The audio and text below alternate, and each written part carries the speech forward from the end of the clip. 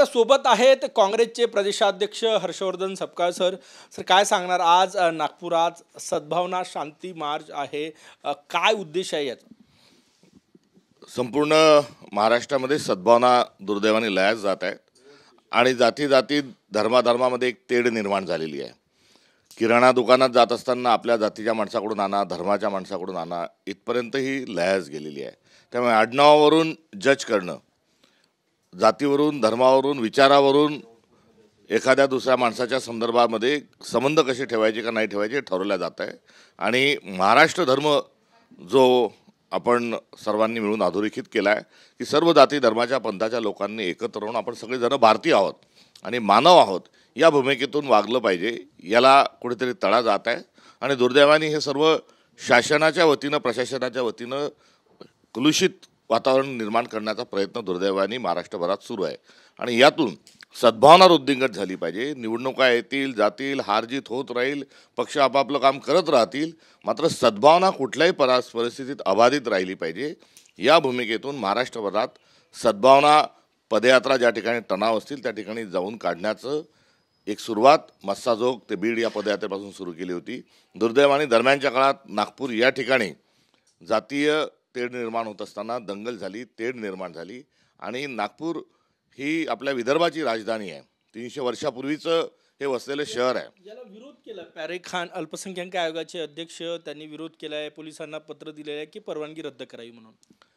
सद्भावना पदयात्रा ही निवडणूक किंवा राजकीय भूमिका किंवा टिपका टिप्पणीच्या पलीकडे जाऊन समाजामध्ये सद्भावना वृद्धिंगत व्हावी करिता या सद्भावना पदयात्रेचं आयोजन करण्यात आलेले आहे.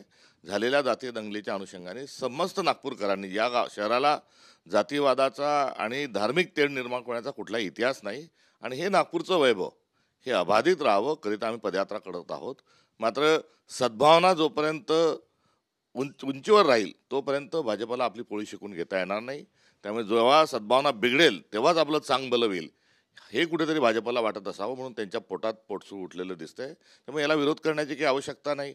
6 दिवसापूर्वी आमच्या जिल्हाध्यक्षांनी तशा स्वरूपाचं पत्रही दिलं होतं. यामध्ये काही आम्ही कोणाच्या विरोधात नारे देणार नाहीत, आम्ही भारत माता की जयच म्हणणार आहोत आणि सद्भावनेच्या अनुषंगानं ही काढलेली पदयात्रा आहे. त्यामुळे याचं स्वागत हे अभिप्रेत आहे. याला जर कुठे विरोध होत असेल तर हा एकीकडे दुर्दैव आहे, तर दुसरीकडे भाजपचा अजेंडा सद्भावना लयास जावा हा तर नाही, हा प्रश्न निर्माण करणारे देखील अशा तक्रारी आहेत. ज्या भागात हिंसाचार घडला त्याच भागातून यात्रा जाणार आहे, तणाव निर्माण होण्याची भीती व्यक्त केली जात आहे, त्यामुळे विरोध होतो. हे यापूर्वी देखील आमची सत्यशोधन समिती जी आहे ती नागपूरमध्ये आली होती आणि त्यांनी देखील सर्व ठिकाणी भेटी दिल्या होत्या, त्यातल्या सदस्यांनी भेटी दिल्या होत्या. त्यामुळे तणाव निवळणे हा आमच्या आधीच्या समितीचा आणि या सद्भावना पदयात्रेचा मूळ हेतू आहे. आणि यामध्ये कुठलाही इश्यू, कारण आम्ही वही बनाएंगे वाले नाही, त्यामुळे यामध्ये कुठलाही इश्यू करण्याची आवश्यकता नाही. आणि तणाव निर्माण होणे ही आमची कार्यसंस्कृती नाही, तर तणाव निवळण्याकरता आम्ही या ठिकाणी आलेलो आहोत.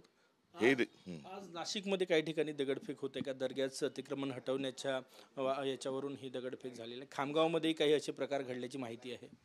हो, दुर्दैवाने जातीय आणि सामाजिक तेढ निर्माण होत असताना अशा प्रकारच्या घटना या महाराष्ट्रात समोर येत आहेत. आणि ही परंपरा नाही, ह्या नव्याने काही खुसफूट हे काढल्या जात आहे. ताबडतोबीनं प्रशासनानं हा महाराष्ट्र न पेटवता या अनुषंगानं मूलभूत स्वरूपाच्या कारवाई ही ताबडतोबीनं केली पाहिजे. नॅशनल हेरॉल्ड प्रकरणात विरोधी पक्षनेते राहुल गांधी आणि सोनिया गांधी यांचं चार्जशीटमध्ये नाव आहे. नॅशनल हेरॉल्ड प्रकरण हे सरळ आहे. यामध्ये कुठल्याही प्रकारची अनियमितता होण्याची संधीच नाही, कारण ही नॉन प्रॉफिट कंपनी आहे. आणि नॉन प्रॉफिट कंपनी कोणी रजिस्टर केली तर ही तात्कालीन स्वातंत्र्य संग्राम सेनानींनी एकत्र येऊन स्वतःचे पैसे जमा करून, शेअर करून ही नॉन प्रॉफिट कंपनी ही स्थापित केली होती. त्याचा हेतू काय होता? तर त्याचा हेतू हा यातून स्वराज्याची संकल्पना पुढे जावी, भारताला स्वातंत्र्य मिळावं, एक वैचारिक भूमिका मांडल्या जावी, याकरता नॅशनल हेरॉल्ड हा पेपर हा त्या तात्कालीन परिस्थितीमध्ये कंपनीच्या माध्यमातून हा सुरू केला जात होता. नाही, त्यातला महत्त्वाचा जो मुद्दा आहे की ही नॉन प्रॉफिट कंपनी आहे. यामध्ये कुठलाही लाभांश हा त्या शेअर होल्डरला मिळत नाही, कुठलाही मानधन त्यांच्या डायरेक्टरला मिळत नाही, ती जी मालमत्ता आहे ही विकता येत नसते.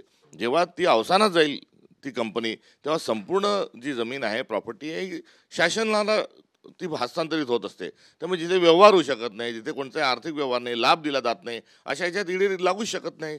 त्यामुळे हा राजकीय आकसातून दाखल केलेली ही गुन्हा आहे आणि ही कारवाई आहे. राहुल गांधी, सोनिया गांधी, रॉबर्ट वाड्रावरही ईडी कारवाई करण्याच्या मनस्थितीत आहे.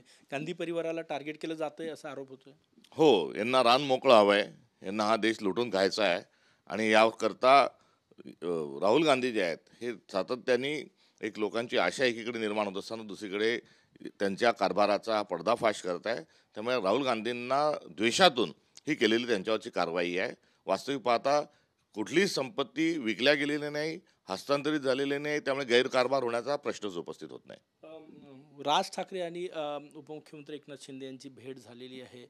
नव्या युतीची नांदीही निर्माण केली जाते एक अशी चर्चा आहे, किंवा राज ठाकरे महायुतीसोबत येण्याची चर्चा सुरू झाली आहे महानगरपालिका निवडणुकीत. महाराष्ट्राच्या गत झालेल्या निवडणुकीमध्ये 238 239 एवढे मोठ्या संख्येने आमदार हे आता महायुतीच्या सोबत आहेत आणि त्या महायुतीच्या सोबत एवढ्या मोठ्या संख्येने आमदार असतानाही आता त्यांना इतर मित्रपक्षाची आवश्यकता निर्माण होते आहे. इतर पक्षातून जे काही कार्यकर्ते आहेत, माजी आमदार वगैरे, ते फोडण्याची प्रक्रिया त्यांची सुरू आहे. यातच या महायुतीला जनाधार नसल्याचं स्पष्ट होतं. खूप खूप धन्यवाद. कॅमेरामॅन साईसह गजानन माटे, TV9 मराठी, नागपूर.